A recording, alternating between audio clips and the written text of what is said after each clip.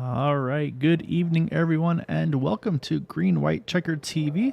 Tonight we have the Area 51 Super Speedway Truck Series here tonight at Daytona International Super Speedway, International Speedway, apologies. Super Speedway portion of the track here tonight, though.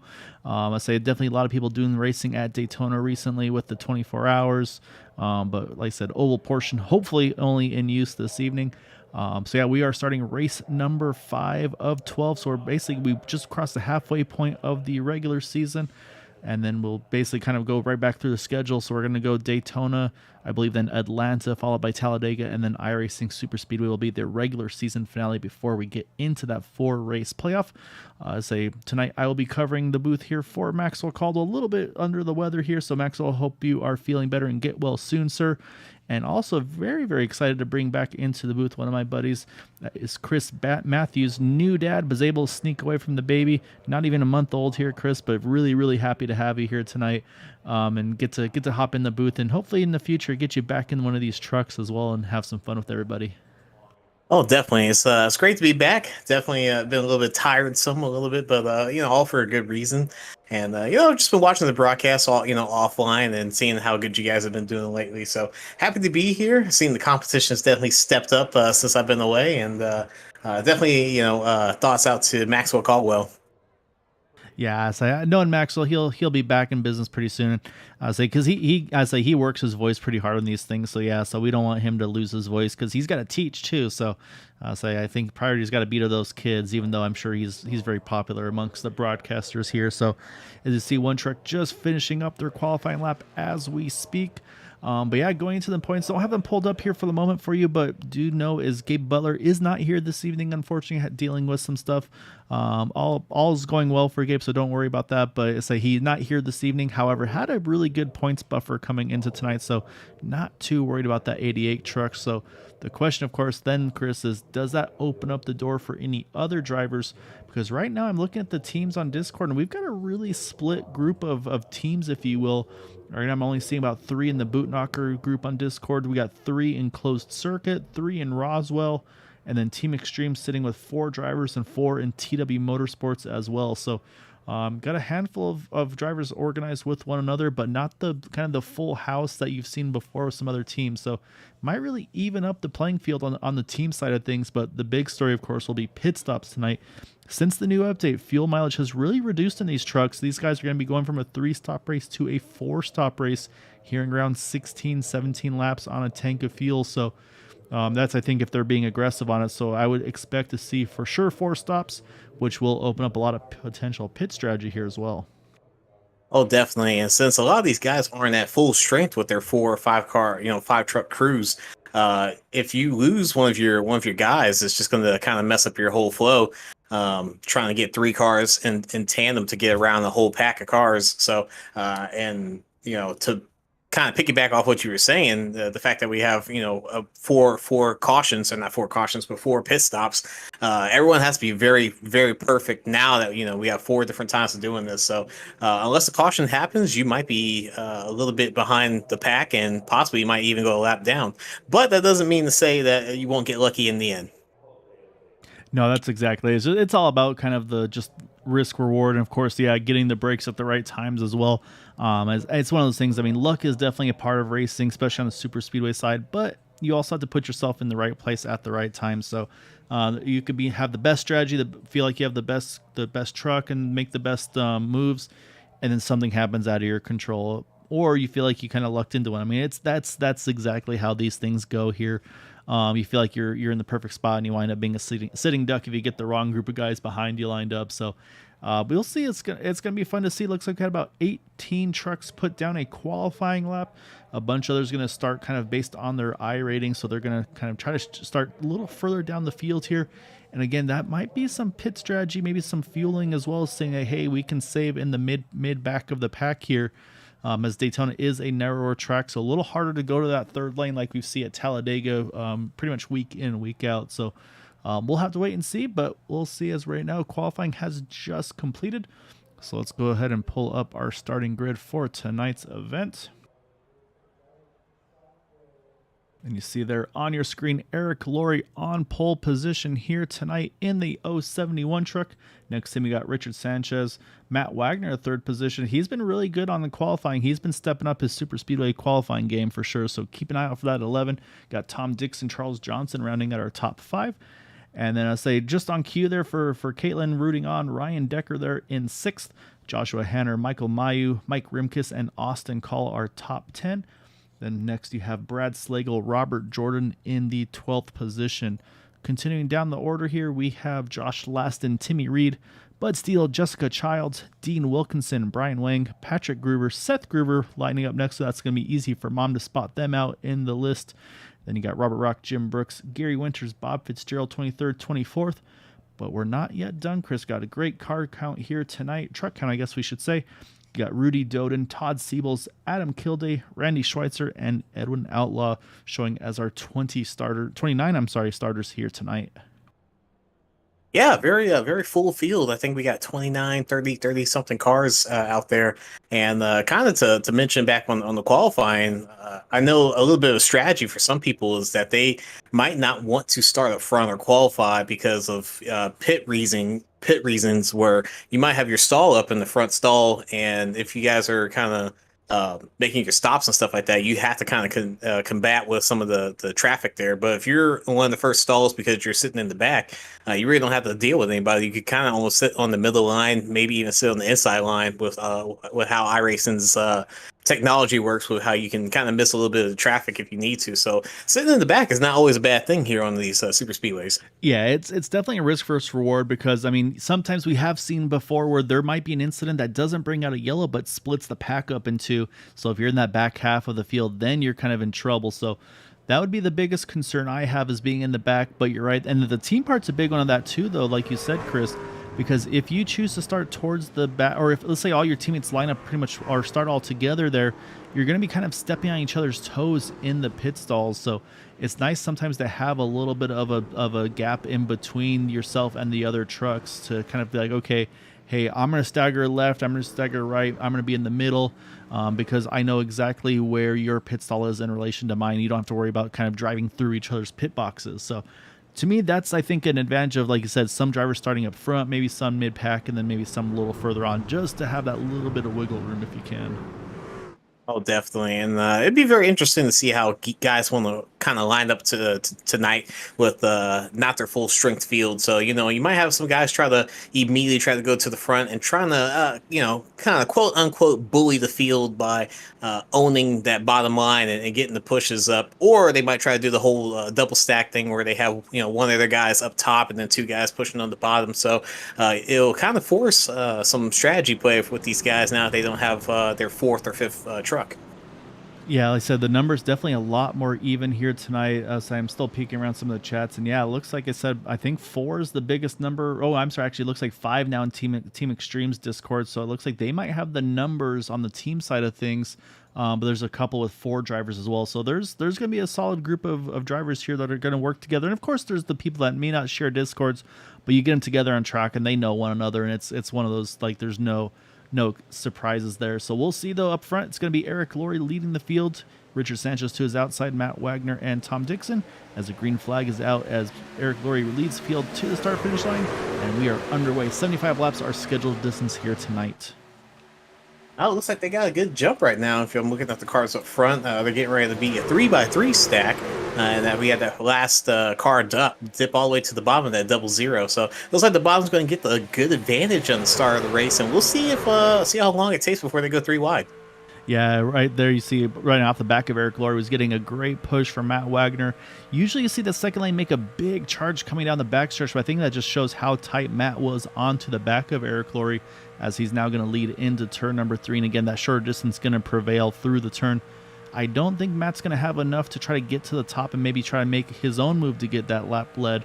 But right now it's going to be a drag race, and it's a big push on that second line, trying to get to the line first. But it looks like Eric Laurie will lead lap number 1, give him that bonus point, and also the bonus point for the pole as well. So right now Eric's going to see maybe he can make this one on max points night here tonight.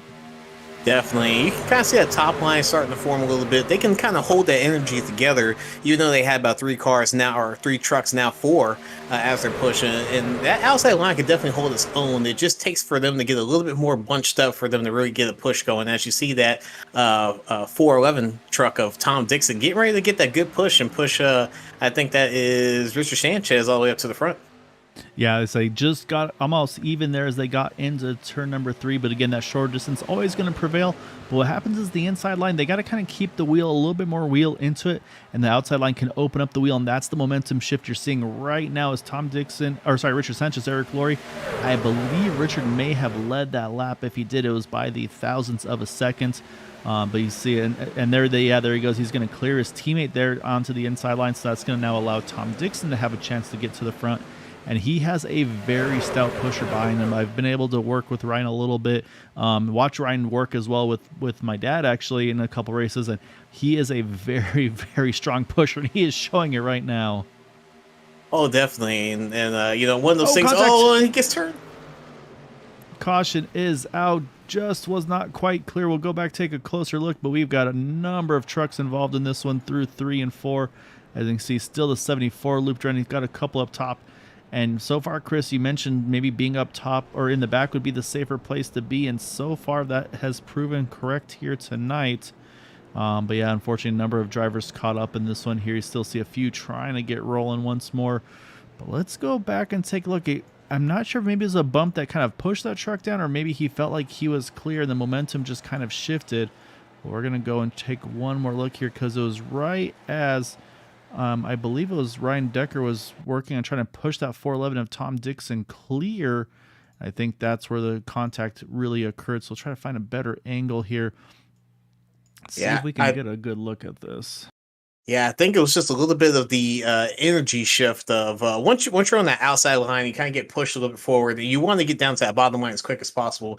But if the energy is not matching up, that guy at the bottom is actually still going to be at your quarter panel. And I think that's exactly what just happened right there. And we saw earlier when the I think the 411 actually got up front with them. But yeah, it's just one of those things where the energy shifted, and it was just a little bit of mistiming, I believe. Yeah, no, you're exactly right. And so you can see a few other trucks involved. There's Matt Wagner, Charles Johnson. Looks like they got into each other. The 101, Josh Lassen definitely took a pretty big hit there as well. You see the 01, I had mentioned there as well of Patrick Groover.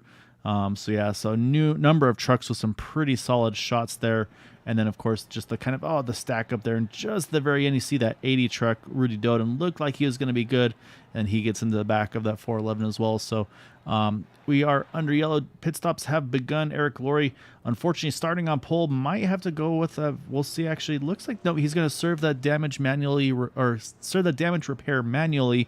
I'm going to try to save his fast rep. You can see those two trucks are really crunched up here, Chris. The 071 and the 510.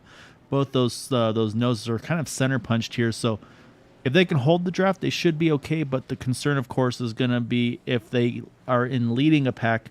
That's where the bigger concern will be. But already Eric's is looking a lot better than it was. So I think they're able to kind of hammer that thing out a little bit. So I think he might be okay. And he's already rolling here, it looks like. So about 30 seconds in the pits. That's not too bad. Unfortunately, it looks like a little worse for Richard. But yeah, again, you never know where the safe place is, Chris. We think it might be up front. We might think it's in the back. Tonight, unfortunately, it was right up front where the first wreck happens. Yeah, definitely. And you know, when you have a crash early on like that, depending on where you're at on the track, you kind of have a good layout of how aggressive you might want to be. So some of these guys that might have been in that wreck were doing fine and stuff like that. So these guys might want to chill out just a little bit, or they might get even more aggressive. We just never know what might happen. Yeah, and unfortunately, it looks like the last truck right now waiting on Pirro to get service done is going to be that 11 of Matt Wagner. He's still getting damage repaired, so it looks like significant damage to the 11 truck. Unfortunately, Josh Last and Tom Dixon, both these drivers had to take a tow, I believe, into pit road. There goes Josh, is actually just going to get rolling here. I think it's going to save him from going a lap down. Tom Dixon's hoping, he's going to get tires here. This may be just enough to put him back. We'll have to wait and see where the pace car is. As you can see, there he goes. There's the pace truck. He might just luck out here. It's going to be close for Tom if he's able to cycle out in front of that pace truck or not. Hopefully he will. However, that's going to be on the one to go here, so very tight. Looks like he's just going to hang on to it. So I believe that's going to keep the field all on the lead lap. We've got a number of drivers topping off here as well. Pretty much looks like the boot knockers were doing so as well. And then we got a couple TW drivers as well topping off here on that one to go. But up front, though, it's going to be Joshua Hanner in that 2 truck now with Bud Steele to his outside. Yeah, not sure if he's going to get a penalty for that. He may or may not. I'm not too sure on the rules there. I think he beat the pace car out by the line or whatever it is, but we'll see once the restart happens. But yeah, a lot of these guys are definitely shuffled up, and I think they're already I think they're already trying to set up, where the next set of runs are going to be. Where I think we have the boot knocker guys definitely getting ready to, I think, take over the next couple laps of this race. Yeah, and actually, I'm looking at my timing and scoring, waiting for it to fully update. I may misspoke. I believe actually Josh and Tom might be just 1 down. They were almost going to be at the tail end of 2 down, so I think they actually were able to just save getting from 2 laps down to just being the 1 down. So we'll keep an eye on those 2. Matt Wagner also getting some service done. He's going to have to hustle, though, because that pace car is out of 4, and he just left pit road. I'm a little nervous, Matt. I don't think he's going to catch the field here, so I'm not sure if he had more damage to fix or what happened there, but that being said, though, pace car's about to duck off, hand it over to Joshua Hanner. And again, new group of faces here up front, so we'll see what these guys have for this next restart, which we're going to start lap number 7. Yeah, definitely. I see them starting to stack up as they're getting ready to go green. I think we're green right now. And looking at where Matt's at, he might have enough speed to kind of catch up to the pack if they can get to turn 2 very slowly. So Matt might not be in danger yet, but it's just definitely going to be, on the draft package right now. Yeah, and I think, unfortunately, I think he is in a bad spot because he's just got out of turn number 4. Now coming towards the start-finish line as these guys come out of turn 2. So he's pretty much going to start this about half a lap down. And actually, I think that truck maybe... Nope, I thought he was slowing down to the pit road, but no, he stays on track. So up front, though, it's going to be Bud Steele getting a great push from Brad Slagle. Bud's going to clear. You saw Brad for a moment was going to try to follow him down there. We talked about sometimes you just kind of... You get locked onto that bumper, that truck in front of you, and wherever he goes, you want to go. But obviously, there was a 2 truck in the way of Joshua Hanner, so he's able to stay up top and had to stay up top. It looks like Bud Steele now going to lead this lap here, coming to lap number 8.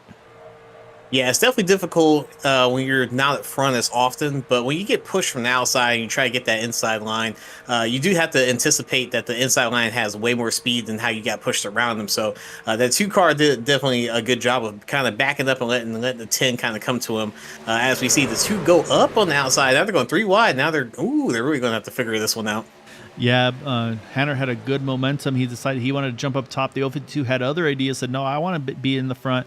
But unfortunately, he's going to get shuffled out to that 3rd lane and right now has no help. But what we do have is we've got a Groover Brother train now, the 0201. After all the contact we saw for I believe it was for Patrick, he's able to get his fast pair, I believe, and now he's right back into the mix here, and he's going to go after it. And we've talked about it before that you haven't been able to see it too much lately, but it's good to have Patrick back on track. But man, when those 2 get hooked up together, they are a very, very powerful force. So right now they do lead this race here on the outside line. Charles Johnson right behind them. And right now a lot more organization up top than on the bottom. Oh, definitely. I know the Groover family's definitely cheering them on. I know they might be in the chat right now, but it's always good to have our fans here. It's a great family affair here. I think everyone here is really a close-knit family. So shout out to the family and all the viewers here right now. So hoping the Groovers have a good race. Yeah, so they've had some pretty tough luck lately. Another driver looks like may be in a little bit of trouble. Actually, I was showing Bob Fitzgerald off track. Let me go take a look. And yeah, he's down on the apron. Not sure if that was by choice or had something happen to him. I'm going to take one more look here to see what happened to Bob here. I think he missed pit road, so something might have happened to him. No, it looks like something happened entering the backstretch. Oh, I think actually he was just dropping to the apron, I want to say, to kind of just let these guys go on by. And that's a really dangerous thing to do because the banking here is not very friendly. Oh, close call between he and the 74 Robert Jordan. And yeah, then he does a little bit of drifting as well just for good measure. So he's going to lose the draft. I also have a couple hitting pit road. It looks like the 65 Jessica Childs is on pit road. I'm not sure if that's a schedule stop or maybe issues with the truck. I saw Jessica had fallen off the draft as well, now rolling back onto the track. So we'll jump back up front though, as right now it still continues to be the O1 and the O2 trying to lead the way with competition from the 2 on the inside. And the O8 can confirm has lost that main draft along with Matt Wagner we mentioned on that restart. And there you saw Jessica just rolling out of pit road right now. So right now we've got about 3 trucks off this main pack in the lucky dog battle between Josh Last and Tom Dixon. Right now it's in it is in Josh's favor as he's in that pink truck up on the outside line in the 09. But Tom not that far behind in that 411, going to try to see if he can keep after him as well. So that's going to be that battle within a battle that we always speak about. Oh, definitely. A lot of storylines being played out right now. It's not just about the leaders right now. We got lap cars. We got a little bit of shuffling here for the lead. I think the 2 just decided to kind of get hung out high and dry, and I think they're trying to figure out how to restack right now. So that was a little bit weird, but we're seeing the boot knocker guys giving a really good push to the 01 and 02, and I think we might see another battle for the lead at the end of the lap. Yeah, that was a really close call there. I'm not sure if that was the O2 or the 2, sorry, trying to get and control the top, and the O2 and 01 said, we want to go ahead and get by you. But yeah, it really stacked up the inside, and that was exactly what the Groovers needed there to be able to clear the inside line. And ooh, big bobble there by the 01 with that bump from the 2. But yeah, so you got a couple Team Extreme now lined up top, Michael Mayu and Brad Slagle. We already saw Brad push one truck to the front earlier, and he's just about to do the same here as Michael gets a big push there entering 3, and he's going to nose ahead here out of 4. Yeah, a lot of these guys are kind of having to do a little bit of throttle play where they're not fully in the gas. They're kind of about 75%, maybe 85, and they're really trying to kind of stack up that energy where you see a couple cars on the outside line. Right now they're falling back, but by the time it gets to the backstretch, you'll see them kind of all be, really nose to tail, and they'll get a good push in that double O. Unless someone pulls out in front of him, he's probably going to be right back around that lead. As we see the 2 decide to take the energy, and 2's pretty much going to get a good push around this outside, and he might be in front of the pack as soon as we get to turn 3. Yeah, Josh is definitely here to race and wants to win. Or sorry, Josh. I'm not sure which he officially goes by. I'll say he might be going by Joshua, as he has a teammate also named Josh. So that might be the reasoning there. But ooh, a little bit of a movement there between the 2 and the 00. Also got a third lane going. The Dean Wilkinson going up top by himself right now and is making moves forward. So we'll see how long this lasts for Dean. Eventually, he's going to need to find some help, and you can see it's really kind of slowed down that pack there as they've kind of separated themselves just by a couple of tenths here.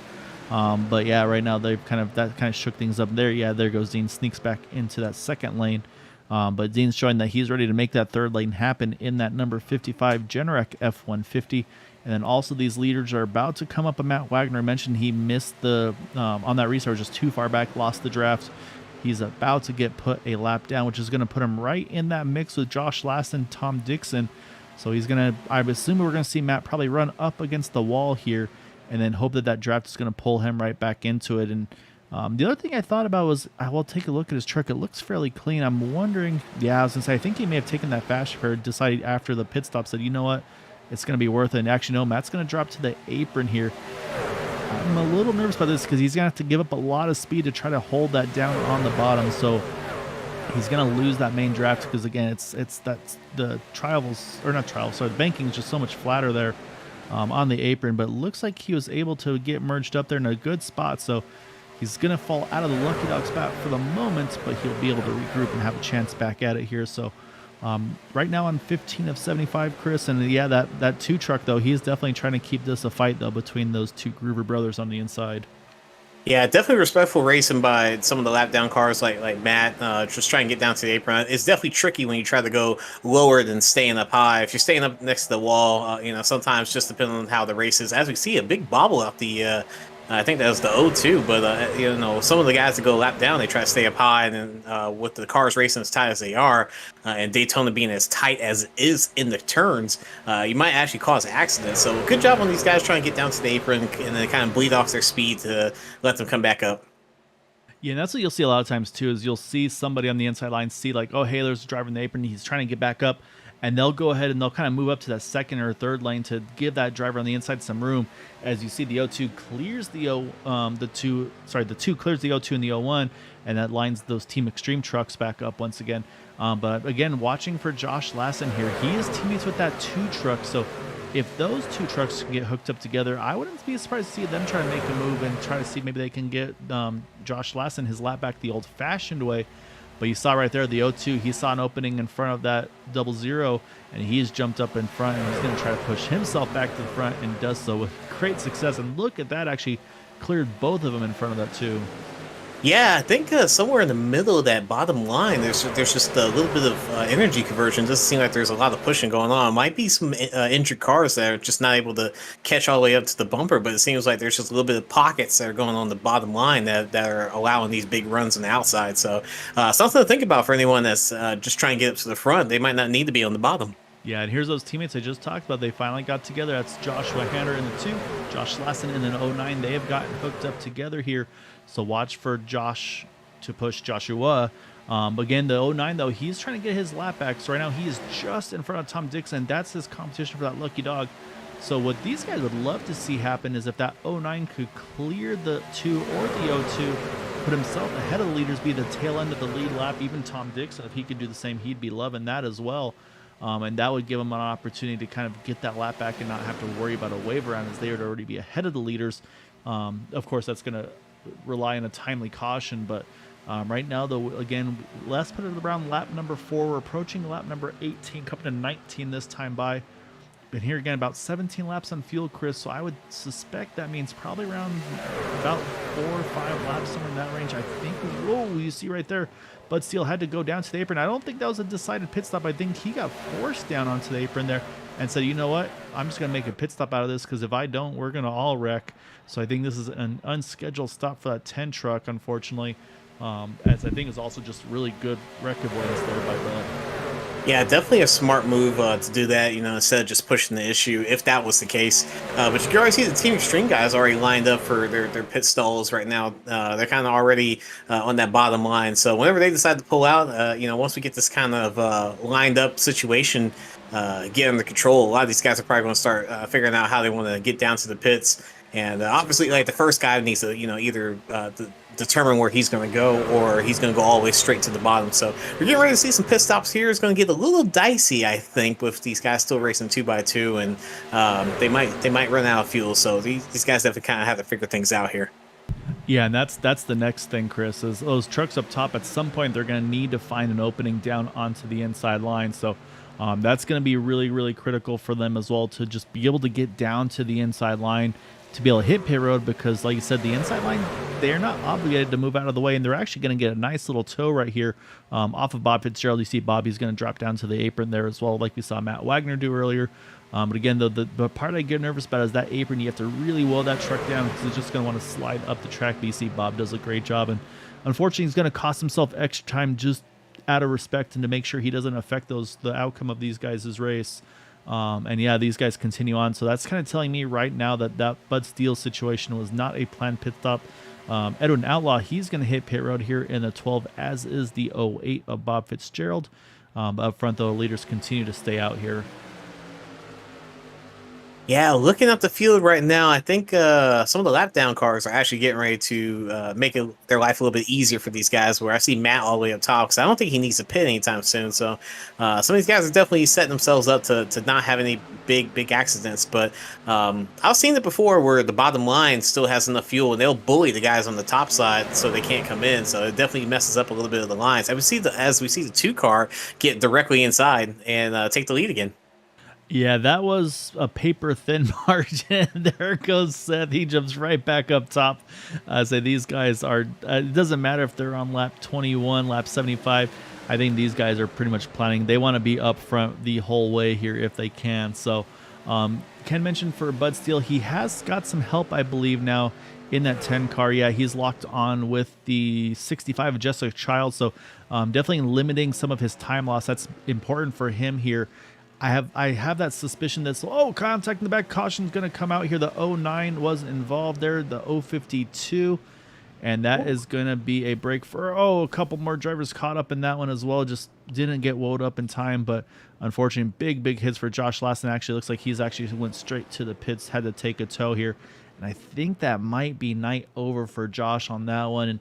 And so I know that one's going to be one that he's not going to be happy about, because at that point his truck was pretty much stationary. He'd be expecting drivers to slow down at that point. But let's go back, because we can't say for sure until we take a better look at it, Chris. So we're going to go back to that 09, and it looks like it was the 052 that he was up near here, so we'll back it up just a tiny bit so we can get a better start of this one.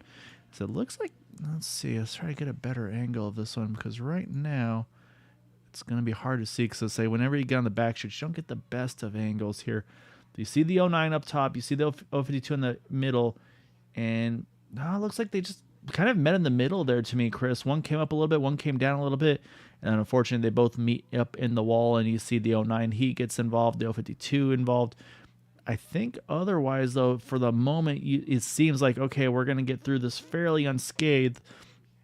Then unfortunately back in the background, you're going to see a bunch of trucks there, and what they're going to see basically is smoke, and then you see, they're reacting to the 052. They move up for him, but then the 09 is right there as well. And you see he's kind of drifting down a little bit as well. So definitely no intention there, but unfortunately the 641, big shot for him. And like I said, you're already a little bit frustrated, and so that's just going to kind of make things worse. So unfortunately, I believe that is going to be night over for Josh, as pit stops are back underway here. But yeah, unfortunately, it looks like that will be an early evening for the 09 of Josh last in there. So, and then for the lucky dog, it looks like, if I'm not mistaken, you might have some guys out of fuel. Yeah, it's possible. They were right on fuel, but I think it's going to be Matt Wagner. I think we're going to see swing around the pace car here. But you're right, I do see a handful of trucks here just coast, or they're waiting for, I think they're waiting to get Lucky Dogs, or not Lucky Dogs, but get everybody in the right position here. Oh, no, you're right. I think the 80 is out of fuel. I think he's getting a push right now, and it's kind of holding up traffic behind him. So I think you're right there. So some good teamwork for these guys trying to help that guy get to pit lane. But yeah, unfortunately, those guys are going to be kind of lamenting some time loss. And yeah, indeed, Matt Wagner, he is going to get his lap back there. So he's back in the thick of this thing. Unfortunately, Tom Dixon was not able to get his wave around, as he had to hit pit road. It looks like Seth Groover going to win the race out of pit road. Yeah, kind of going back to that crash. Luckily, for any historians that have been watching the sport for a long time, that apron where everyone kind of just dived down to used to not just be apron, it used to all be grass. And a lot of times back in the day, you saw cars just coming right back up. So good on NASCAR for looking at safety innovations, and obviously iRacing keeping up with the dates of how the track works out. So good for these guys to not hit the grass, come all the way back in. I know some of them hit the road course bus stop, as you saw some people evade over there, and that was a very tricky thing, just with tires hitting grass. Doesn't always end up nicely for them.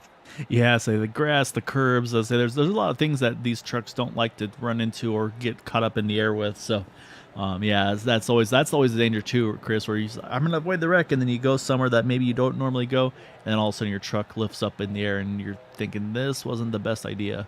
However, got a few drivers topping off once more. Looks like Eric Laurie leading those onto pit road, along with Mike Rimkus, Dean Wilkinson's on, Brian Wing, Randy Schweitzer, Robert Rock. So a handful of trucks topping off here. Up front, it's going to stay with Seth Groover and Michael Mayu, and then Charles Johnson and Joshua Hanner are the front two rows. What I'm looking at here, Chris, is we're going to restart this race with 50 laps to go on the dot. Normally, that would be a one-stop race to the end, if I'm not mistaken. They could get to about 50, and then they could go 75, and then they'd be good. So now, though, again, with those fuel numbers being a little lower, I believe this is a minimum two-stop. I'm going to try to do some quick math here, which is always dangerous.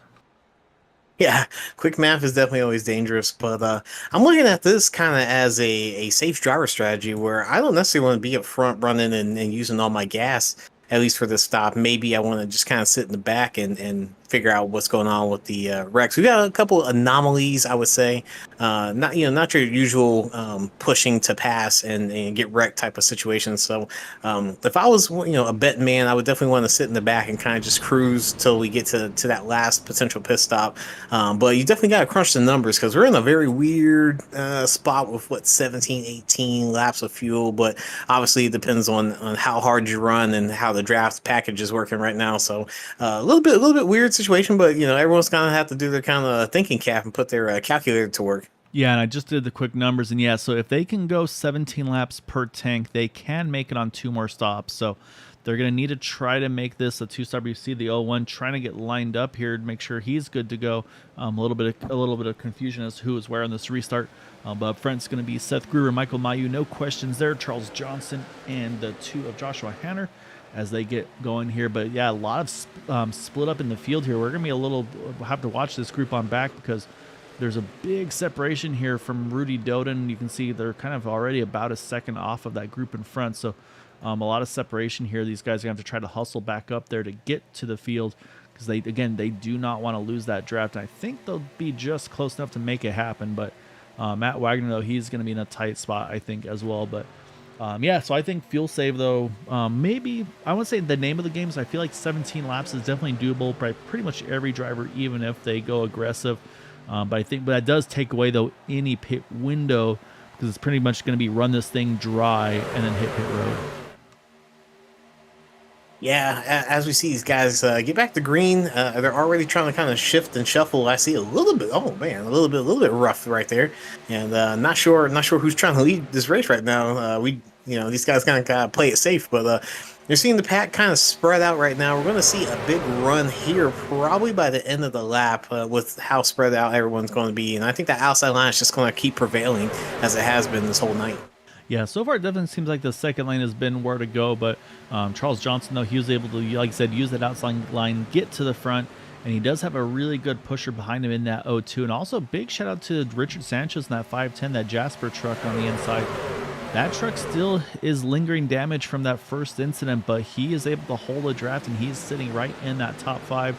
So he's been able to make do with that nose damage. We were worried about it during the caution, but whatever he's done, it's definitely working out well for him so far. Again, a little bit of movement up front there. It always makes it a little bit nervous, and also one kind of creeping up into the mix. And I'll say definitely got to make sure I try not to do any commentator's curse, and that's that 51 of Jim Brooks, currently up 16 positions from his starting spot.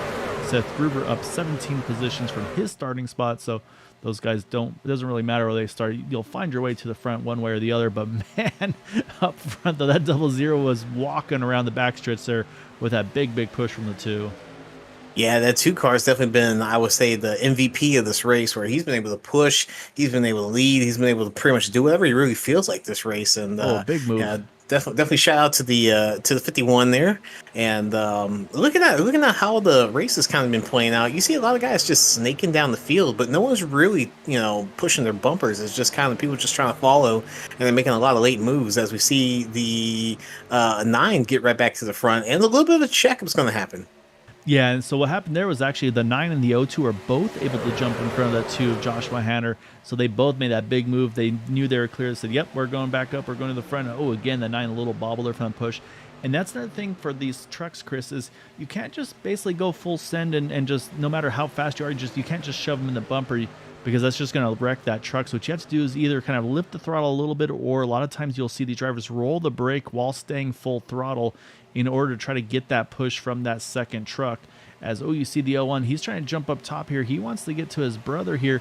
I'm watching right now as the 02 has really slowed the pace down there. I'm not sure if he's had an issue or if he's just trying to get to his brother here, but that's really kind of stacked up that truck right around the 5th or so position. And I think maybe a little bit of contact as well, as I noticed that the rear decklet of that 51 of Jim Brooks is a little bit dented now. Not sure if it was like that before or not, but yeah, it's definitely something happened there that really checked that group up. Yeah, not too sure. Was it and the 9 gets turned? He might be okay if he comes all the way back up. Not sure. Caution's out, though, so he's going to be able to not lose a lap. So it's a good break for him as, he's able to keep it off the wall there. And I think just, again, it looks like just a push gone wrong there. Nothing intentional, but yeah, did a little bit of off-roading. He's going to grab a gear, get going again. But we'll go back because this, again, right at the very front of the field here, Chris. And so we're watching Charles Johnson. You see him right between the 2 and the 510.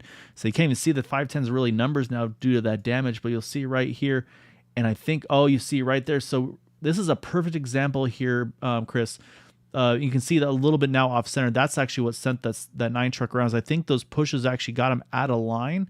And we'll go back. I'm going to look at it one more time here. And we're going to watch actually off the back of Joshua Hanner, our leader at the time. And so you see right here, you got Charles. He's lined up right with him. But then I think what's going to happen is that push that's going to come from behind is going to really kind of look at his wheel. He's still pointing that wheel to the left, and that truck just went to the right. That's from the bump here.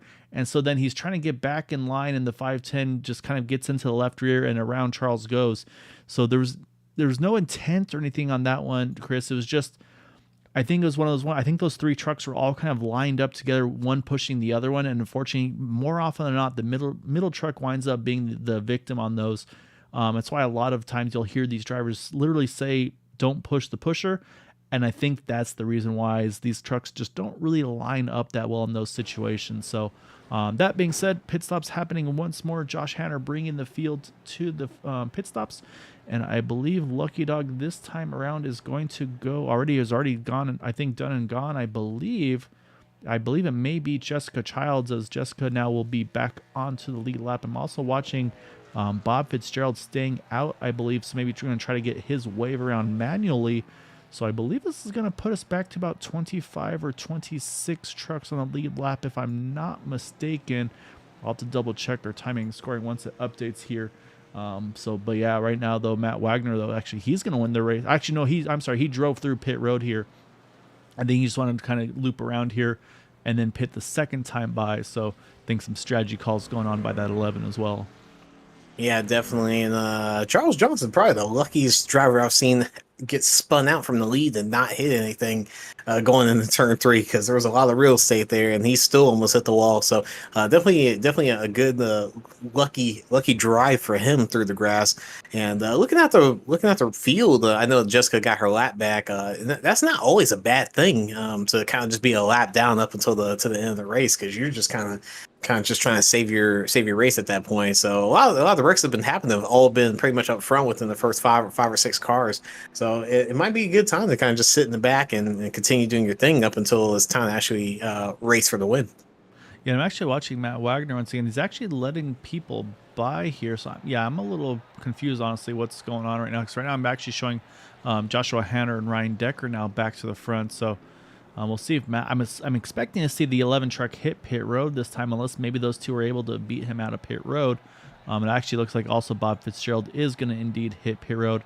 And yeah, I'm watching Matt, and he's definitely woeing down a bunch here. So we'll see. But I think whatever the strategy was may have not quite panned out how he was aiming for. So kind of an odd situation there for him, but he is back on pit road. And strategy-wise, I think we're still on the edge of a two-stopper unless someone can really do some big fuel saving here, Chris, because we're going to restart this thing with, I believe, 42 laps to go, if I'm correct here. Yeah, I think it's going to be 42 laps to go. So you'd have to go 21 laps per tank to make it to the end. Used to be, yeah, that's no problem. You can make it one stopper. I don't think that's a number you can make anymore. So this will open up some strategy of, do you want to maybe split these ones evenly? Do you want to pit maybe the first one late, the second one really short fill? There's going to be a lot of strategy that you can pull pit-wise on this stop here, or these next two stops, I should say, here. Yeah, I think the safest strategy right now is just for everyone to kind of just chill out and really do that two stopper. We'll see how it kind of plays out, but you bring up very good points with that, and I'm not too sure what I want to do. If I'm like the 2 and I've been up front the whole time, I might want to stay with my aggressive strategy and kind of just dictate the race myself. But if you're in the back, you can almost, I would say, gain your time back if you actually do have to, really chase down leaders with how everything's going. It doesn't seem like these guys are getting away from the packs, kind of like they used to in seasons past, where you had a lot of guys that were able to kind of get away with a 4 or 5 car field and really kind of just drag out the race. So definitely a little bit of a different race right here since the last time I've broadcasted with you, and we'll see how it kind of plays out. Yeah, you see Pace Truck ducking off here. It's going to hand that over to that 2 and the 0-2 on the inside, 61-51 on the outside line. As again, leader has control here, waits for the green to fly, and you can see them trying to get lined up together right now. A little bit of separation on both lanes, but it looks like more separation on that second lane. And yeah, Jim Brooks actually got shuffled out there behind, and that 0-2 right away picks up Ryan Decker. I almost wonder, I feel like these guys have been the 2 and the 0-2, I feel like they've kind of been really going at it with one another, and I feel like that's kind of a little internal battle that we're seeing already right off the bat on this restart. I feel like these two are definitely wanting to try to be the one to be in front of the other. Yeah, looking at like how it's been this whole race, they've honestly been the cream of the crop. And looking at the two, he's definitely been the most dominant truck right now during this race. And we might have some outliers here where we still have the 51 just sitting in the top five right now. So no commentators curse, but there's a lot of guys that just have not been able to show out right now. And I think right now is getting ready to be the time because I think I see the 9 back in action, getting ready to push that 79 truck. I think Mike Remus all the way back up to the front here too. Yeah, the Napa truck in front of Charles Johnson. Unfortunately, not sure why, but also see Jessica Childs back on pit road here. Not sure if it's a pit penalty or what happened there for the 65, but that's unfortunate because, like I said, just got the lap back. You also see Rudy Doden dropping down to the apron here, going to roll a little bit further back where they feel maybe a little bit more comfortable.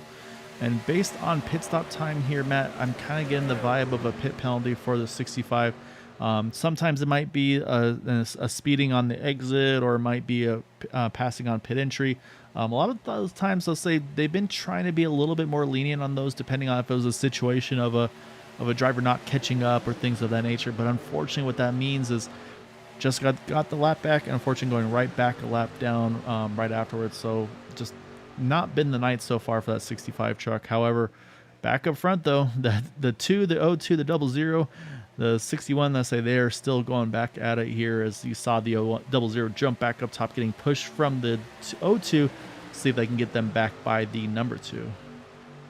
Yeah, one thing that we haven't seen tonight, and I think it's just because of product of being that Daytona, but we haven't seen any real 3 wide passes for the lead here. We've seen some guys kind of get checked up and kind of pushed either in the middle or around the outside of the pushing pack, but we haven't really seen any 3 wides here. I think we might start seeing that at the closing parts of this race here. Yeah, definitely. What I do see is we have 22 drivers in this lead pack that are on the lead lap, going back to Dean Wilkinson, Todd Siebels. Haven't talked about those two a lot. Mentioned Dean a little earlier when he was working that third lane by himself. Todd Siebels is kind of doing Todd Siebels things right now, just waiting patiently, kind of just taking his time, staying out of trouble. But don't worry, once it comes time to when the time to collect the prize, you'll see Todd up there. And honestly, it's surprising for me, Brian Wang doing the same thing, that 22 truck. I'm used to seeing him up front just trying to control these races, but he's kind of just taking a mellow approach to this one as well in that extra life truck there. So yeah, a little bit surprised to see out of the 22. I'm used to seeing it out of the 45, but do need to mention is that 80 truck Rudy Doden. He was just inches, I think, from losing that draft. I think he's just about to maybe pull back onto Dean Wilkinson here. And that's the risk of losing dropping to the apron like that, Chris, is you can lose that draft if you're not careful. But I think it's just going to work out. While back up front, though, the battle continues on as the 2 found his way back to the frontier. It's been pretty much just a shuffle constantly of the 2, the 02, the 00 since this restart. Yeah, it just doesn't seem like these trucks are linking up as well, or just the push has been very weird. As we see the 02 get a little bit of a shove, and now that 64, that Oreos truck is being stuck in the middle, and I'm just not sure what's going on with the link up with these guys. Just the energy is just not necessarily there. So the outside line, and a big hit. Oh, the 01, the 02, they finally got together, and now we got multiple trucks involved. Caution is back out. A bunch of them getting sent onto pit road as well. And I was about to say the 01 and the 02, they just got what they were wanting. They finally got themselves lined up together. And as soon as that happened, there was contact with Austin Call there, and I believe it was Patrick Groovers where the contact initiated. And that Ford truck is definitely sporting a lot of damage. So I think motor may be popped as well on that one as well. I believe it may be doing a little bit of smoking at the back. Yeah, indeed it is. So unfortunately, we saw a lot of trucks also get pushed off into pit road, so the admins are gonna have to work on that one. Again, those are one of those ones that they're trying to keep it a little bit more fair for everybody. But let's go back once more here, because yeah, I'm just seeing a pile of trucks showing that they're entering pit lane there, which obviously wasn't the case. But let's go back here. I'm going to focus on the 01 here of Seth. Actually, I'll start with Austin Call. It's probably an easier angle to hit here.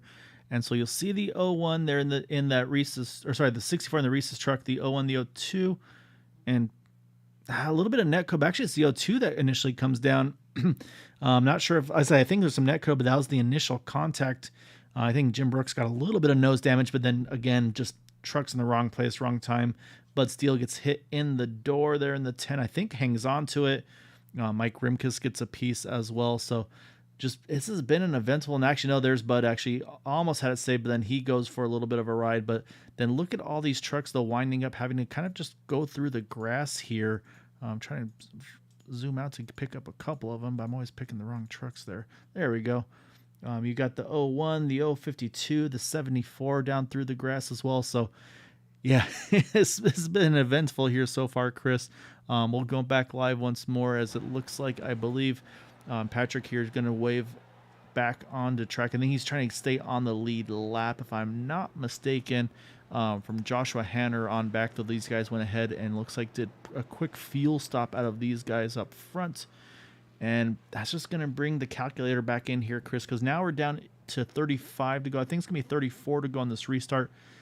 And it's going to be, again, it's going to be tight. It's going to be right on the edge of a two-stopper, I think, or one-stopper, I'm sorry, to the end. They're going to have to basically go 17-17. So with that, though, we're going to take a quick break, catch our breath, get a drink of water, and we'll be right back here on the one to go. So stay tuned, everybody.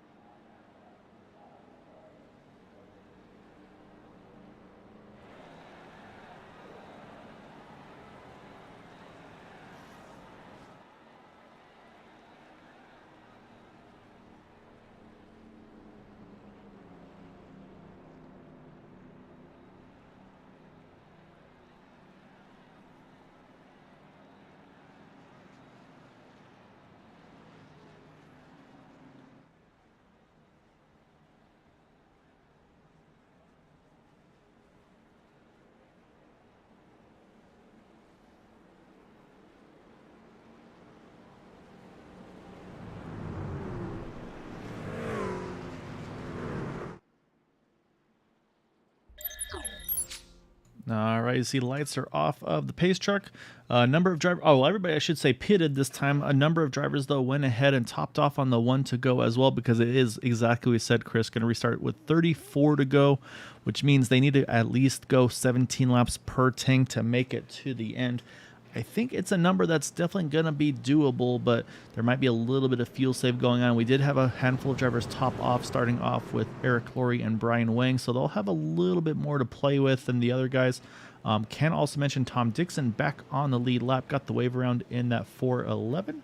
But up front, though, I'd say it's kind of the guys we just talked about a moment ago, the 2, the 00, the 02, all right, back in it. And we mentioned, right, Mike Rimke's kind of a little bit involvement in that one, too, but he's still up there as well in 4th. So it's, yeah, these guys are going at it pretty hot and heavy here, Chris, and we'll see if these guys can find their dancing partners, because, again, everybody's kind of getting split up. I don't really see a lot of teammates lined up anywhere near each other.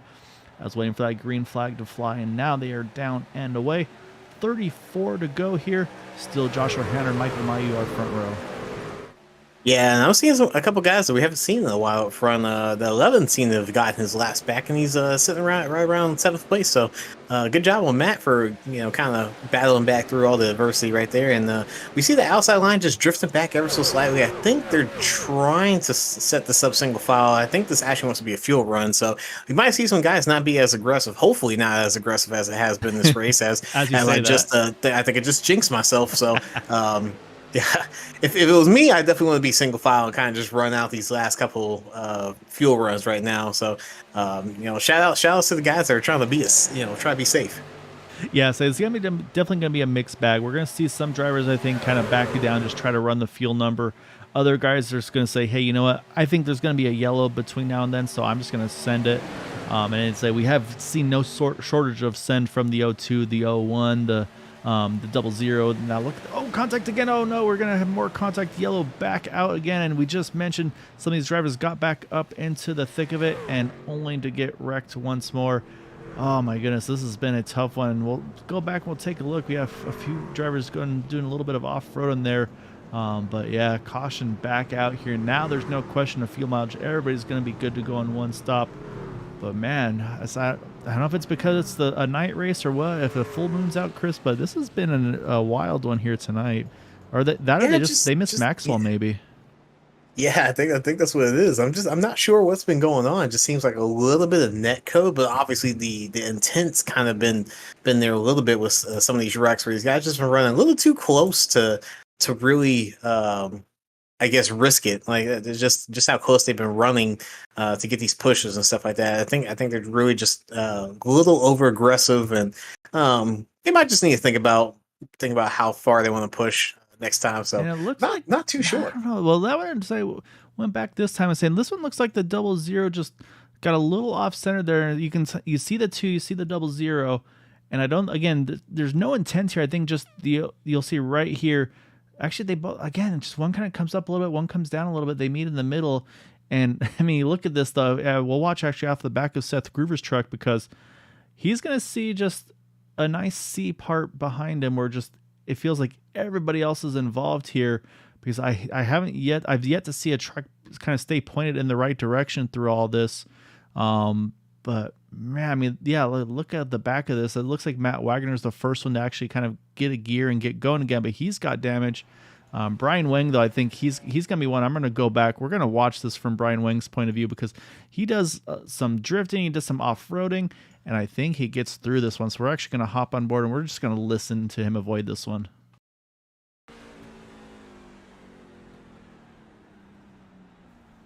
Fully on the brakes, kind of just goes into the ground. Oh my gosh! Does some rally cross action, some grass drifting, and I think, like I said, I think comes through completely unscathed. So that's some well done job by Brian Wang here. We'll jump back live as everybody's hitting pit road once more. More damage repairs, more drivers getting fuel service done to their vehicles. Like I said, it feels like it's like a full moon race right now. But it's been an interesting one here tonight. But what we are gonna do with this though, Chris, is we're gonna grab that rallycross driver. Find that Mr. Wang over here. Let me hunt him down. So, I mean, if he can do that, he can talk to us while doing pit stops, I feel like. So, Oh, definitely. where's that number 22? There he is. We're going to pull up that rallycross driver of Brian Wang, doing some impressive duties there, drifting through the grass, doing some rallycross, jumping over the Daytona road course curbs.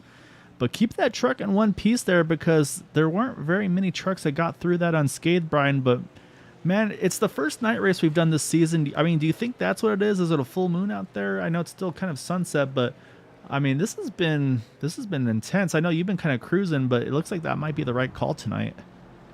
Yeah, it's been an interesting race, and yeah, it was definitely the right call to just cruise at the back for my first race back this season.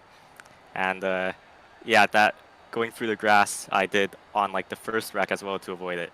And for this last one, obviously it jumped into the air, and I was worried I had suspension damage from that, and turns out I did, like 9 seconds, but let's hope that it doesn't affect my car performance. Well, visually the truck still looks good, so I mean, hopefully everything is happy with that. Obviously now fuel mileage out of the question. You know everybody can make it on one more stop. I mean, at what point do you kind of pull the pin and say, all right, now it's time to go for it. We want to get to the front and have a chance to win this thing? Or, I mean, are you still waiting for that final pit stop at this point, just the way things have been tonight?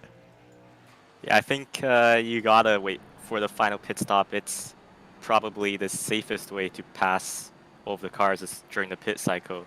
So yeah, I'll probably try making some plans with my teammates and hopefully ending up in front after the pit cycle.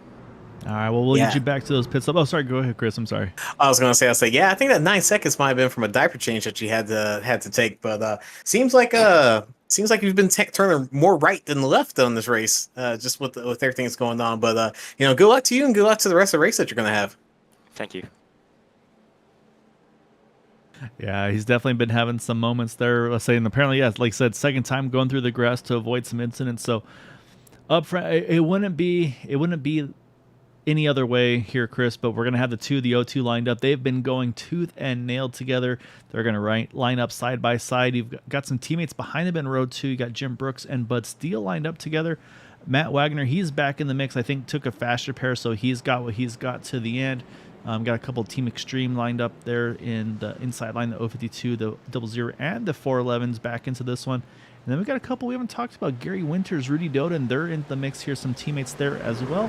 But we're about to get back to green here with, again, 30 laps to go, 29 to go at the line. And yeah, unfortunately, does look like Patrick is done for the evening. He was definitely exciting while he was up front there and going after it. But man, it's been actually, no, there's Patrick. He's rolling off now. Maybe see if he can help his brother some way, somehow. But unfortunately, yeah, probably not going for the win this evening. But yeah, it's been a wild one here as we get back going. Yeah, a little bit of a weird start right there. We're kind of single file right now. Not sure what was going on, but we do see the Team Extreme guys definitely lined up there, and I think they're getting ready to, get ready to hopefully take the lead if they're setting up for that strategy. But obviously, we're seeing a lot of guys just drop to the back, and I think everyone's had enough wrecking for tonight. So it seems like everyone's kind of just trying to play it safe at this point. Yeah, I'm looking at the timing and scoring. I believe I'm showing, so wait for everything to update, but I want to say we have about 19 trucks still on the lead lap. Yeah, that's exactly what it is. Timmy Reed, the first one down. Fortunately, Ryan Decker involved. He is down as well. And again, it's just the O2 and the 2. They just back and forth. These guys, like I said, just tooth and nail. And I think, honestly, Chris, my strategy right now is I'm going to go ahead and when I'm in, basically, as soon as I'm in my window here, let's say like maybe 16, 15 to go, if I've got some teammates near me where we can work it together, I'm jumping in. I don't want to waste any time. I want to try to get out of this craziness because so far it seems like most of the stuff that's been happening has been up front. So if you can get yourself out of that situation, I think that's going to be the goal. Again, they're almost Bud Steele just across the nose of that too. Just cut off the corner of the screen there, but man, that was close as well. These guys are, either their spotters are really brave right now or these guys are taking some big chances right here. Yeah, it might be the sunlight. I know the sun's still setting, so it might be a little bit left of the sun where the spotters just can't call it right. But definitely some close moves just being made up at the front right now. So we're seeing the 4x4 right now, and honestly, it's going to be probably the hardest that these guys are going to be pushing. And it's the first time I think we've seen Matt up front since the beginning of this race. Yeah, like I said, he got towards the front, got caught up in that wreck after finally getting back up there. I think, again, had to burn his one faster pair, but now back up front and decide, you know what? I don't care if I'm out of fast pairs. I just want to get up front and have a chance at this. And Charles Johnson up in the 9 car. I think. Oh, no. Oh yeah. I was trying to find him, and of course, as soon as I found him, it was because of an incident. As you see, drivers trying to avoid the contact there. Oh, Eric Laurie had nowhere to go. It was in the grass. You could see he was locked up. It was just sliding there, and unfortunately, Charles looks like having to take a tow as well. And so, unfortunately, back under yellow here. We'll go hunt this once more back down. I would say we do know it was right around Charles Johnson. I would say he was trying to work that third lane and just didn't quite pan out for him. So we're going to watch the 9 here.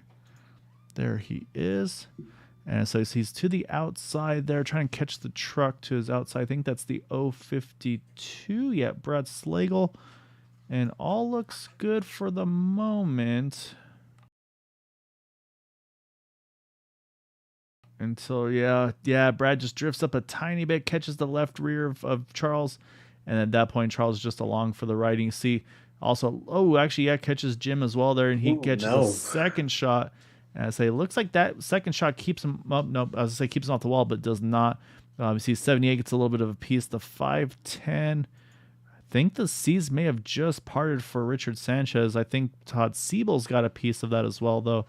But we'll back it up once more because I want to watch this one more time, this time from the 510's point of view, because I think he might have the next good hands award on this one. So we'll hop on board here at full speed. And maybe got a little bit from Charles. If not, though, those C's definitely parted for him. But what that does, though, is that brings everybody back to pit road here at 25 to go. But still going to be leading the field onto pit road there. More drivers are going to have to get repairs done to their trucks. So what we'll do once again, though, here while we're under caution, say we'll step away for a moment and then we'll rejoin on the 1 to go. So stay tuned.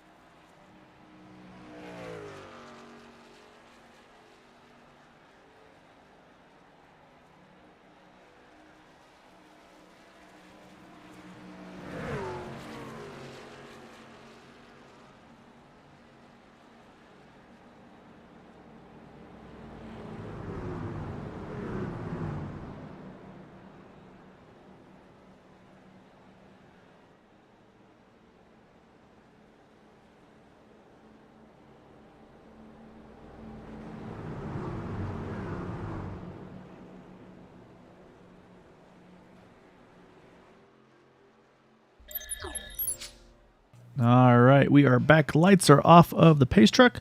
Bud Steele going to lead the field here. Back to green, Matt Wagner to his outside. Then you got Michael Mayu, Richard Sanchez, and Tom Dixon are top 5. You mentioned recovery drivers, Matt being one of those in the 11, but also Tom Dixon. He was trying to get his lap back for a little while. Finally gets back on the lead lap in that 4:11. So currently showing in the 5th position, started in 4th, but obviously it's been anything but simple for him tonight as well.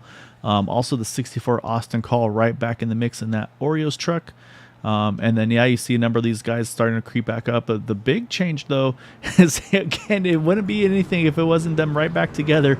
Not up front anymore, though, but the 2 and the O2 line up nose to tail here. It's just funny how these things work in racing, Chris. We see it more often than not, I feel like. But we'll see, because we're about to go back to green here. 23 to go at the line. And again, they still need one more pit stop to make it to the end as we wait for that flag. When green flag is out, we're back underway here, 23 to go. Yeah, looking seems like old enemies are close together just again, and I'm looking at that 10 just not getting a good launch right there as we see the 11 of Matt back to the front. So these guys get good launches and stuff like that. It's just, once they actually get up to speed, it just seems like they aren't able to be as clean as they need to be to get around and finish this race off, because any other night I think we'd be done probably sleeping in bed already, but these guys are trying to keep me from getting some sleep. So it's a good race so far still. I think we have a lot of opportunities for some guys to do a good points race. Now we have some points guys not here right now, as we've already stated before. Some people are not able to show up tonight. Yeah, say unfortunately a couple not here this evening, showing about 18 trucks still on the lead lap. One I'm noticing right now is some teamwork being kind of done here. You got Jim Brooks is just kind of, I think he's still limping some fairly decent damage in that 61, though. Ryan Decker is doing everything he can to push him back into that lead draft. So say not for the lead of the race, but some really great teamwork being shown over there. And then up top, Richard Sanchez, he's trying to work that outside line with help from the... Actually, which truck is that behind him there? I couldn't get a good look at that. Is that Seth Groover? Yeah, Seth Groover, of course, pushing him along. And now you got the O2 leading the outside line with the 2 behind him. 64 right there as well. And again, Chris, still one more stop to go to the end. We talked about the fuel window. Should be about 16, 17 laps to be definitely able to make it. Again, a lot of side-to-side movement there. You saw from that camera angle. These guys just a little bit wobbly, it seems like time. Maybe it might be something with the weather, possibly. They had been racing in day races with this setup before, so maybe the night races kind of changed something with that. But again, they've been nothing short of aggressive here tonight. You see Matt Wagner, he's going to peek up in front of the O2 now. He wants to get back to the point here. And saying this has been the race, the series, the league. Matt has had a super speedway win on his list for a very long time. This is the one he wants to get. He wants to get a super speedway race win, be it the trucks, be it the next gens. This is on the top of his list, so I know he's going to do everything in his power to try to put himself in position to win these things. He's been close before, just hasn't had everything line up yet, so we'll see if he can make something happen tonight. But once again, though, Seth is just, I say, these two, I feel like these two, the O2 and the 2, they have been the pushers tonight, and they're about to come up on some lap traffic. I believe that was the 76 truck, if I'm not mistaken. He drops down to the apron. Again, the respect being given is quite nice there. Always love to see that from, 78 there, Randy Schweitzer, so appreciate that from Randy. Fortunately, not having the night he was looking for in that Tonka truck, but up front, though, still continues to be the 11 on the inside, O2 on the outside. 20 to go here. Oh no, contact again. Big wreck here. One up and over. Lands on his wheels again, though.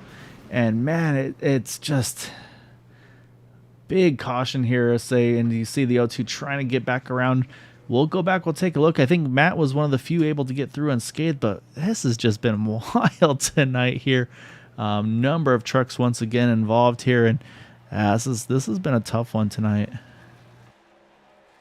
Yeah, I'm not. I know we're going to go back and look at it, but I'm not sure if there was just a decision that was made that was rescinded, or it was just a bad push. And it seems to be the tale of this whole night, where we either these guys are making just bad pushes, or just how everything is working out. So we'll see here on this replay. So you see Seth move down low, but then the truck just kind of, I'm not sure. I don't think that's Seth turning the truck to the right, I think, or to the left. I think that's just a push being getting him unsettled there. It's like these trucks just might be really squirrely.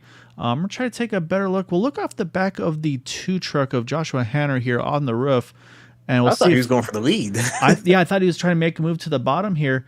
I'm looking at the push, and it looks right there, actually, right there, Chris. You see where they get a little bit off center there, and it's not a move by the O2, just got him unsettled. He tries to correct it, and then at that point, that's where the contact happens between the two of them.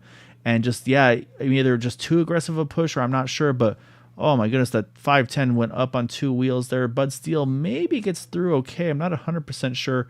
But then unfortunately, a number of trucks once again getting caught up in that one. There's the 2 just going for a big ride. Oh, Brian Wang mentioned trying to keep that truck as clean as he could. He gets a piece of that as well. Gets the outside wall for good measure. And really, yeah, I think Matt Wagner pretty much one of the only ones, again, here you can see just the chaos behind him.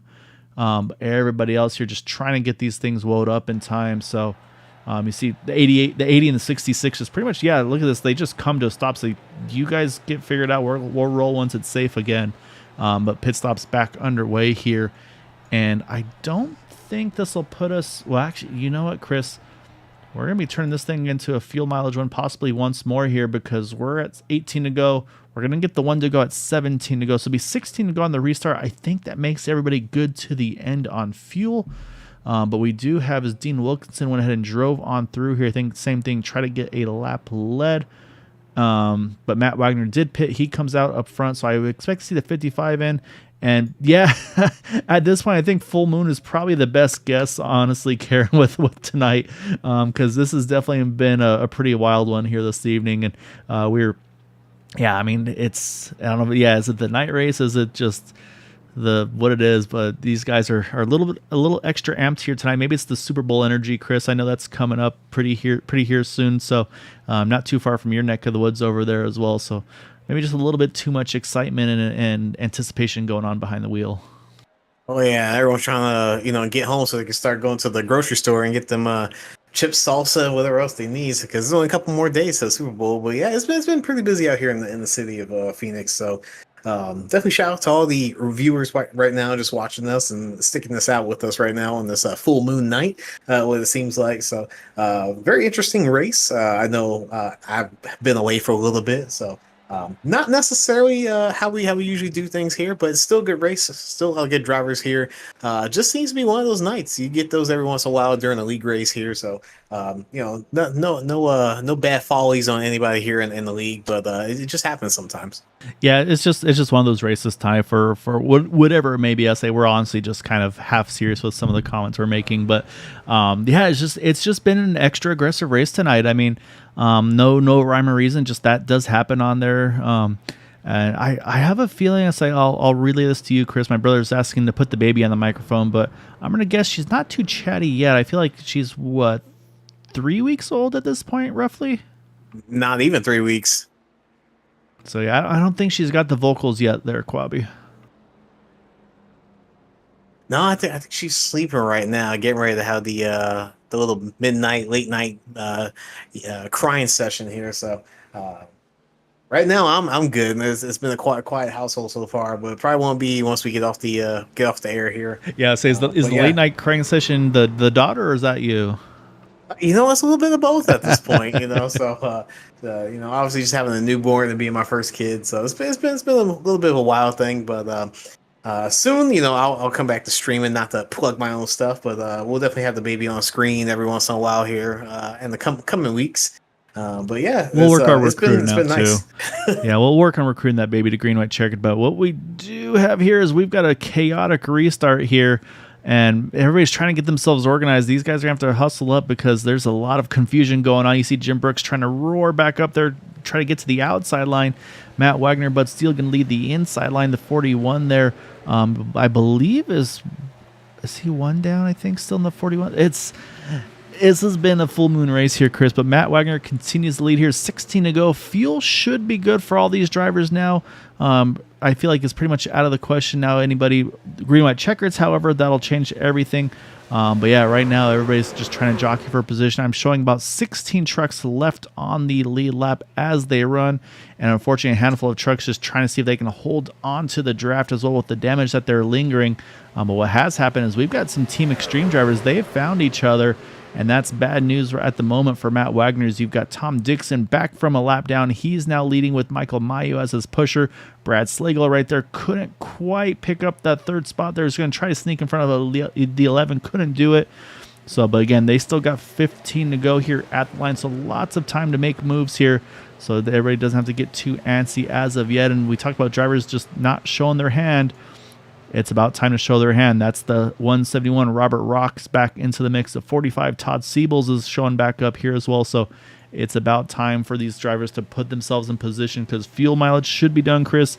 Now it's all about putting yourself in the right place at the right time, as that 411's, I think, about to have some company from that 10 and 11 trucks.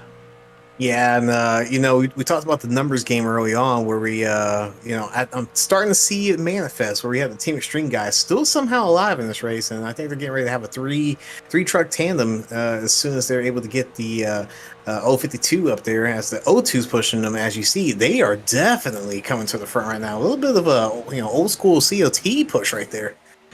Oh, little bobble by Seth Groover, just a split second there, hanging on to it.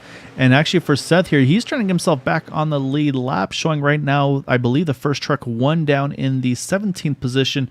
So this is important for him as well. He's got to stay ahead of Randy Schweitzer in the 78 truck. Right now he is in that position, but you're right though. I mean, right now, yeah, we have a Team Extreme 1, 2, 3 here with the O2, kind of the fourth truck in line, but not in the lead lap right now. So right now, you got Team Extreme 1, 2, 3. Then you've got the Roswell teams, or some of the Roswell guys, I should say, of Bud Steele, Matt Wagner, I believe. Not sure which team Matt's working with at the moment, actually. TW of Robert Rocks there. Roswell of Jim Brooks is there. So the 10 and the 51 I would expect to see work together. One of the other TW, Todd Siebel's in the mix. And also Ryan Decker, he is right back in this thing in that 61 truck. We mentioned him earlier, getting his lap back, helping Jim stay in the lead lap as well. He's right back in the mix as well. So we've got a lot of, again, some kind of the comers and goers, if you will, but we have pretty much solidly 13 trucks in this lead draft on the lead lap. But still lots of racing to go because we're not even down to single digits yet. And as we've seen tonight, pretty much can't keep anything, can't really take anything for granted right now on this one. Yeah, and I think that O2 just needs to play just a little bit safe. Obviously, he's trying to get his lap back, but I don't think there's anybody else he's really fighting for that position, at least that's close to him right now. So we got the Team Extreme guys up front right now, as we're seeing the 052 lead at the line right now. But looking at the rest of the field, looks like everyone's kind of just chilling out. We don't see Matt there in the 11 really trying to push the issue, being that third car. And we talk about don't push the pusher. It doesn't seem like that's going on necessarily right now, but we might have that little bit of an energy change very soon. Just depends on who's trying to get up front right now. Yeah, I think there's definitely a little bit of patience being shown by a couple of these guys. They know that there's still a long ways to go. Even it's basically a full fuel run, so there's no sense going full send as of yet. And yeah, so for right now for the O2, he is in a good spot for that lucky dog. The next one in line he's only 2 trucks back, but he's in the same lane as Seth, and that's that 78 of Randy Schweitzer in that Tonka truck. So he's feeling pretty good, I think, with where he is. Doesn't have to really stress too much. Obviously, as a competitor, though, if you can be the O2, if you can get around the leaders and catch a yellow, then you can restart up front with the leaders. You don't have to worry about being on the tail end along this line. When you have this many damaged trucks out there tonight, that's always a risk of losing the draft. So but yeah, right now, though, you can see Matt's just leaving himself a little bit of margin. I think that's fuel saving going on from that 11 truck. Again, because he was one of the few that did not top off on the one to go. So it would be worth saving a little bit of fuel just in case. You never want to have that risk of a sputter. And again, this is all based on things going to the scheduled lap 75 mark. As we're going to be, this time by, we're going to be 10 to go at the line. So 65 of 75 here. Yeah, something to notice, with these shots that we have right now on screen right now is just once you guys see these guys get back straight, you'll just see some snaking down the field, and I think that's really just been leading to most of the wrecks going on right now. Usually on the backstretch, where all the momentum from the outside is getting carried, you'll see just these guys kind of snake.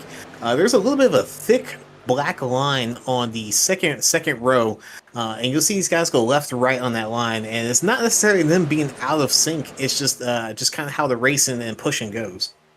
Yeah, and that's exactly like I said. It's you can't just basically go up to the bumper and push that truck in front of you. When you get close to him, you want to basically either kind of lift that throttle off a little bit, like we mentioned earlier, or roll the brake just a tiny bit, because the softer you can kind of get that initial push, that's gonna really kind of make it more manageable. It won't really shake that truck around left and right. And of course, you need to be as centered as you possibly can. And then it's up to the both drivers to kind of have that steady wheel to avoid that left to right, to avoid that kind of the situations that we've seen tonight. And of course, if you do start seeing yourself kind of get a little bit off center, you try to react in time and maybe just roll off the throttle a little extra bit, or again drag the brake if you have to clear it out. But what I do see right now is Matt's got a gap now. There's a little bit of separation from that outside line to the inside line, so Matt could jump up here should he choose to. But right now he doesn't have Bud Steele locked onto his bumper. So, and again, you never want to kind of make assumptions, but I mean, if you're Brad Slagle in the 052, you probably don't really want to push that 11 too far or up to your teammates, but he's really kind of dropping pace right now. Not sure if that's just because of the separation between he and the 02, but this does open now. Bud Steele's also clear. Ryan Decker's also now just about to clear there. So this could be a really good 3-truck group here up top here. If they could all clear the 052, they could jump up high. But I feel like they're just waiting and biding their time, trying to wait for that right time to make the move. And now I would say all three are safely clear of the 052, but still so far no movements to jump up top here. I really would have thought this would be the opportunity to try to jump up top if you could. Yeah, just watching just kind of how things are playing out right now. It seems like everyone's starting to calm down and trying to be single file. We might see a little bit of an energy push from the back again, and we saw how powerful that was. We were able to get around about 6 or 7 cars just with 2 of them on the outside, and the only real 2 trucks that we've been able to see so far push each other is just a 144 and a double zero that are running up front right now. And where Matt's at is just a perfect spot, in my opinion, where you can kind of dictate the pacing of the line right now. Obviously, he doesn't want to catch up too close to these guys, because then he's gonna be that anchor guy that kind of starts the checkup process. But at the same time, if he's too far away, he can definitely just stay latched onto these guys. So I think Matt's in a perfect position to save some fuel and also kind of dictate the flow of the push, is what I like to say. Yeah, but I think at some point, I think it's ending right now. I was going to say at some point, there's going to be drivers that say, you know what, I don't want to be riding like we are right now. And it happened. I saw Brian Wang pop out. I saw Todd Siebels pop out. I saw Dean Wilkinson pop out. You saw Brad Slagle said, yeah, I want to be the leader of this pack. And they said, no, we have other ideas. So they were able to swing back by. He had to duck back down in line as soon as he had the opportunity. But this is where now, if you're Matt Wagner, Bud Steele and Company, you got to decide here. You got to decide quick, because this is the momentum shift. Like you said, if they're going to go here, they need to try to maybe pick up, because these are guys that are tough to beat. I mean, I'm not a knock on Tom Dixon, Michael Mayu, but now if you get pinned to the inside line here, you are in trouble, because you may not get to have another chance to get to that second lane to be able to make a move for the win here. So it's going to be Brian Wang, though. He's going to take that truck to the top, getting great help from the 45 and the 55, as he's got a nose ahead in 3, even limping a little bit still of right front damage you can see lingering on that 22 truck. But it looks like it's going to still be good enough to push towards the front here. Yeah, ooh, a little bit of a bobble right there with the 2 cars up front. So we got to figure out what these guys want to do right now. And I'm looking at the pushing, just doesn't seem as aggressive as before, but everyone's still a little late on their kind of just turning in turn rate. So not sure what's going on right now, but glad to see that 22 all the way back up front again. Yeah, I talked to Brian earlier, obviously mentioned his off-road prowess there with some of his drifting, that he was doing some rallycross jumping as well. But like I said, I was worried about this, and this is exactly what's kind of happened. There's a little bobble there from that bump from the 55-45. Both hang on to it. You see the 61, Ryan Decker, he's found his way to the top side. But again, I talked about the 11-10. I feel like that might be the opportunity. They need to jump up top and at least be in that second lane. And now they're kind of pinned here, Chris. I don't know if it's one of those things. I don't know if they're going to get another chance to get up top. Obviously, still 4 to go here, so there's always a lot of opportunities. But you never want to get, especially if you're good to go on fuel and everything, you don't want to get pinned on that inside line, because it's just you don't have anywhere you can squeeze to. So now the question for Brian is, he's kind of off without an official teammate at this point here. He's got 2 TW trucks behind him. He's got the Team Extremes to his left. He's got a couple Roswell guys around him as well. So he's got to hope that maybe these guys are going to just stay with him, but I'd be worried coming out of 4. I mean, all bets are off and they maybe get that right push, but right now he's not quite able to get what he needs. And I think, again, if Matt has his best chance, if he can somehow clear that 22, we know Brian's a really good pusher, but he's got 3 more laps to figure out where he wants to position his truck to try to win this race. But right now it's been Tom Dixon, Michael Mayu. We've been talking about everybody but those two, and they have just been completely dedicated with each other since this restart. Yeah, we're coming down to pretty much the final countdown. I'm not necessarily sure who's going to really try to push the issue, but it's coming down to that point where you might have to just risk it. But playing it safe right now, I still think Matt has that good spot, just being that third car pushing on the bottom line, where he can kind of dictate really the pace of how the line's going to go on the bottom side. Where we see the 22 up top, he definitely needs to push if he wants to sit there and lead the lap. Unless he gets the energy right here. So right now he's getting ready to have a little bit of a push, and they might meet up as a tie on the line here. Yeah, and also you see there's a couple lap trucks. Looks like they're all trying to jump to the top side. So this is going to get tight squeeze here in just a second. As you see Eric Laurie, he's up top on that third lane, our pole sitter tonight. Then you got 2 more trucks running that third lane, but so it's going to get really tight. A little bit of contact for the wall. They're just trying to give room. Unfortunately, got stuck up against the wall here. I believe at the moment looking like we're going to be okay. But a little bit of separation. There's the 61 Ryan Decker. He said, I want to go for this win. I'm going to jump up top here. And you see, a big stack up on the inside line. Actually, right there. He actually jumped back to the inside line. That's the last thing that Ryan was hoping for. So, yeah, again, right now, I mean, I'm really liking this Team Extreme duo here. Unless something big happens, these guys are looking like they have this thing controlled. But we know so much can change this final lap. Dean Wilkinson, he's going to pop up top there. Now looks the O2 going to hit Ryan Decker. He goes to the middle, try to switch those guys. And we've got 1 to go here. Final lap here at Daytona. Will it be Tom Dixon? Will it be Michael Mayu? Will it be Brian Wang? Or could it be Matt Wagner, Todd Siebels, Dean Wilkinson? It's anybody's guess here as we've got 1 to go here coming through 2. Yeah, having that Team Extreme pairing up makes things a little bit easier, but we'll see right here how far people want to push and how hard they want to push, get into the last couple corners here. And I'm not sure what to call it right now. I think the 22 might have a good energy push here in a sec. Yeah, right now you can see everybody's giving it everything they have, but yeah, right now it's still Tom Dixon's got about a truck or so. And so we'll see. Here's the big push out of 4-0. Contact in the back. It's going to send a couple trucks around. Matt's around. The O2's around. And that's going to change the momentum. It's going to go to Brian Wayne. Going to snag the win at the last moment here to win here at Daytona. Dean Wilkinson looks like going to bring it home in second. Todd Siebel's shown in third. We'll go back here. I'm going to rewind it back to the finish because I'm a little surprised at how those results are coming through. So I thought I still saw Michael Mayu in the mix in all this. So let me speed it up here for just a moment. And then we're going to slow it right down at the end. There's the 411 here. And I think our timing and scoring may have got a little bit off here.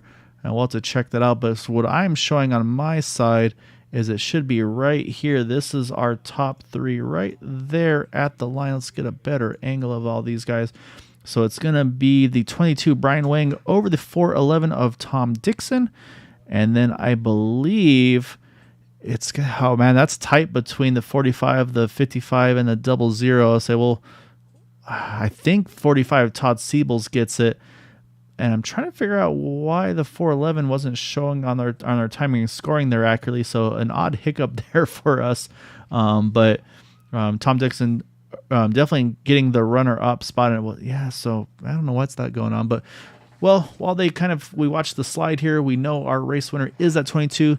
And what we'll do here, Chris, before we get to those interviews, is we'll see if maybe our final results will show us the correct results. And there we go. And this is close for third here, Chris. You got Brian Wang, our race winner, by just over 0.02 of a second to Tom Dixon. Todd Siebels in third, and it's showing basically has to go into the beyond the thousands of a second, so tens of thousands between himself and Dean Wilkinson to grab that podium spot in third. Dean fourth, Michael Mayu in fifth. And then the remainder of our top 10 go to Robert Rock, Ryan Decker, Jim Brooks, Gary Winters, and Matt Wagner. Unfortunately, getting caught up in that last one.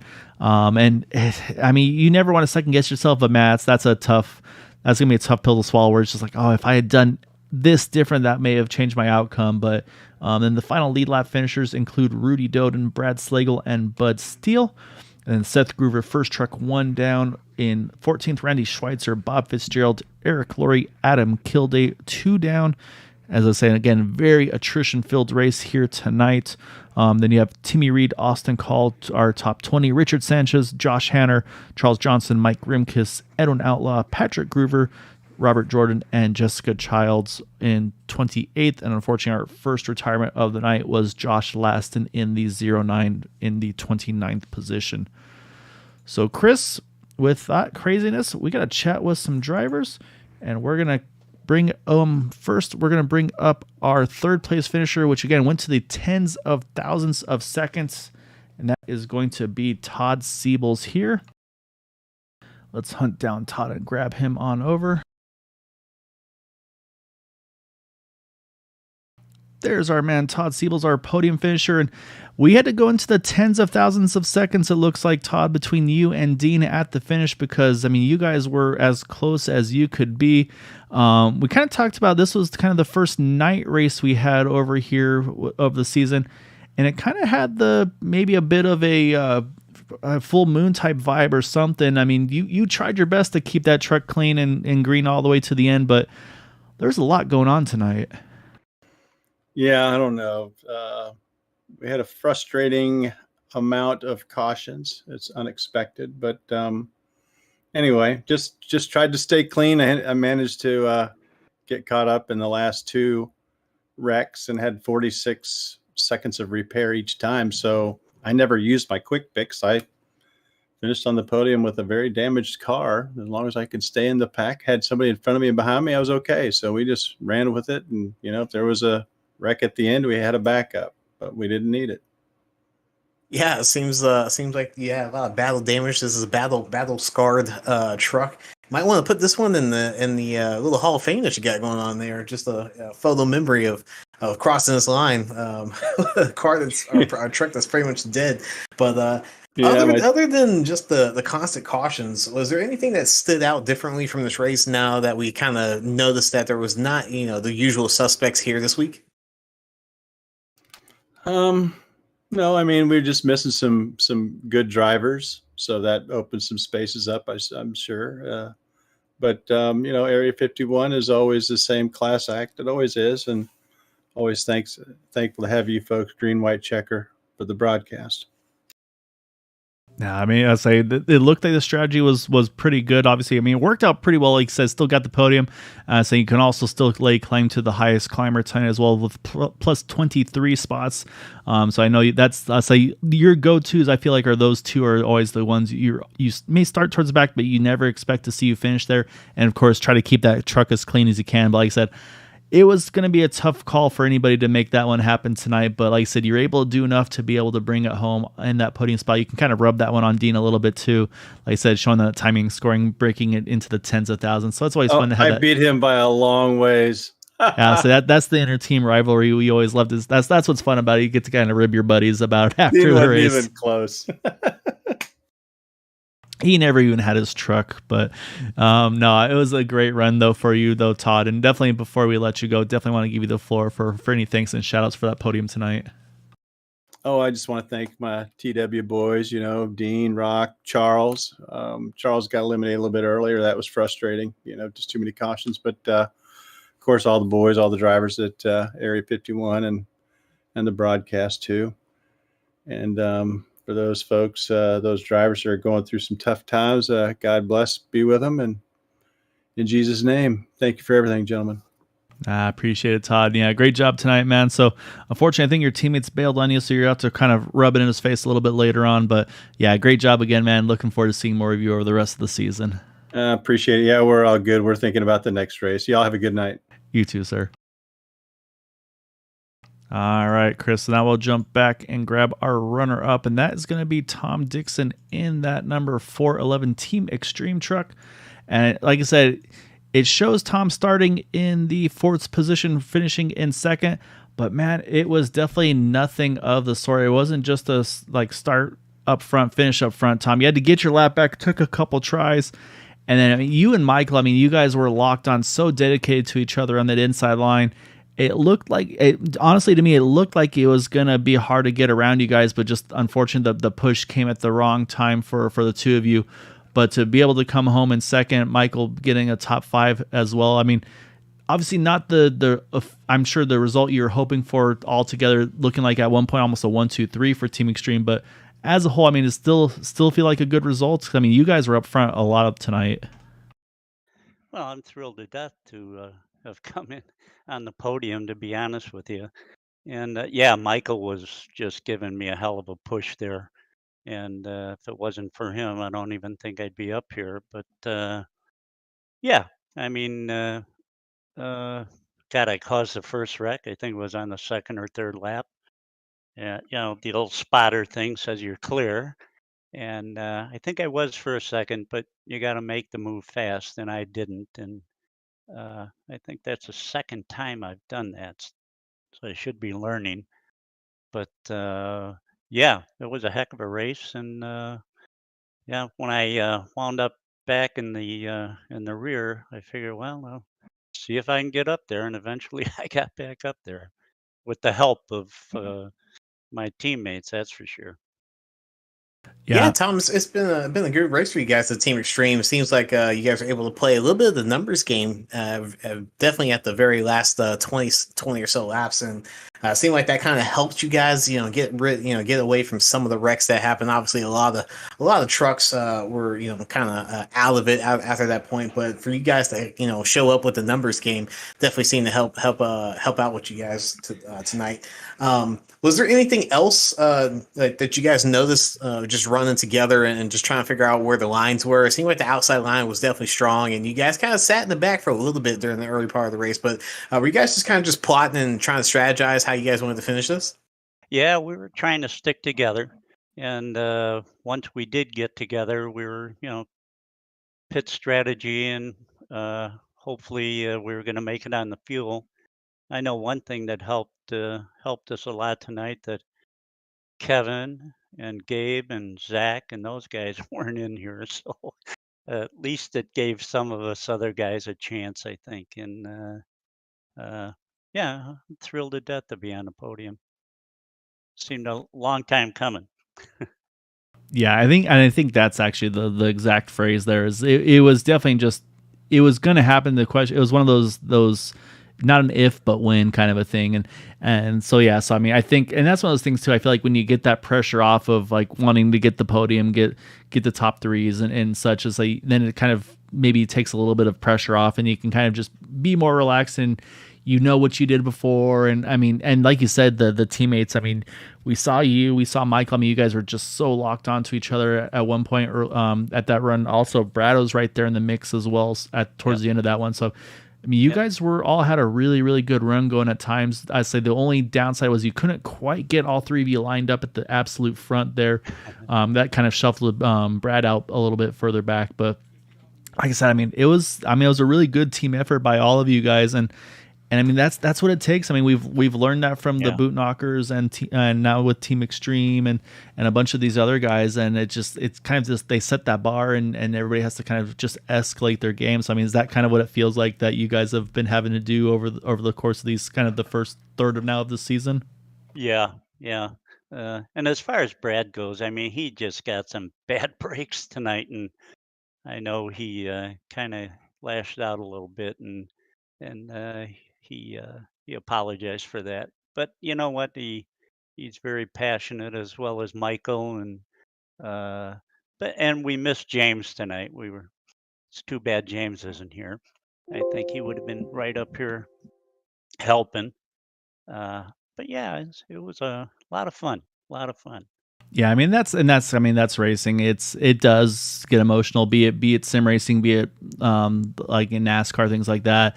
Emotions get the best of us at times, and that's the thing is, like you said, that he was able to do. You kind of take a step back, it's like, hey, sorry, heat of the moment thing happens, and that's what you love about the guys here is, like, I mean, there was some really hard, intense racing obviously tonight.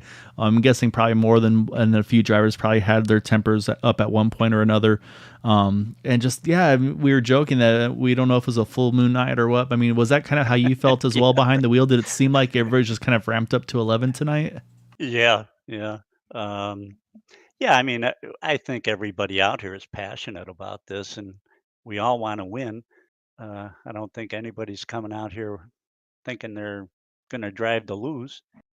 But yeah, it was just a lot of fun. I really had a lot of fun tonight. Yeah, I know you guys put on a great show tonight. But Tom, before we let you go and enjoy that runner-up position here tonight, we definitely want to give you the floor for any thanks and shouts you'd like to give for that podium tonight. Well, talking about putting a good show on, you guys are terrific. I don't think there are any broadcasters that measure up to you guys. And all the admins, I'd like to thank the admins and definitely my teammates. I mean, had some guys running with me tonight. I had Mike Rimkes and Brad Schlegel, and of course Michael and Mike Rimkes too. I know he kind of got knocked out early, but yeah, we got a lot of help, and I really appreciate you guys. And yep, we're ready for another one. Yeah, so go enjoy this one. But yeah, like I said, I'm sure your focus is going to be on Sunday, then next week, not too far away as well. And actually, I say, speaking of which, though, make sure you get to enjoy next week because you'll be able to watch the duels at Daytona for the Cup Series. We will be taking that one off, and we'll kind of go over that as well at the very end. But yeah, great job tonight, Tom. Go enjoy this one, and look forward to see you on track here again soon, sir. Well, great. Thank you, Gail, and I hope you enjoyed the race too, you Oh guys. yeah, it was. I think Chris and I had a lot of fun tonight. Great. Thank you very much. All right. Good night. All right, Chris, that leaves us one driver left to chat with. That is going to be Drifter Rallycross extraordinaire of Brian Wang. Getting the win tonight.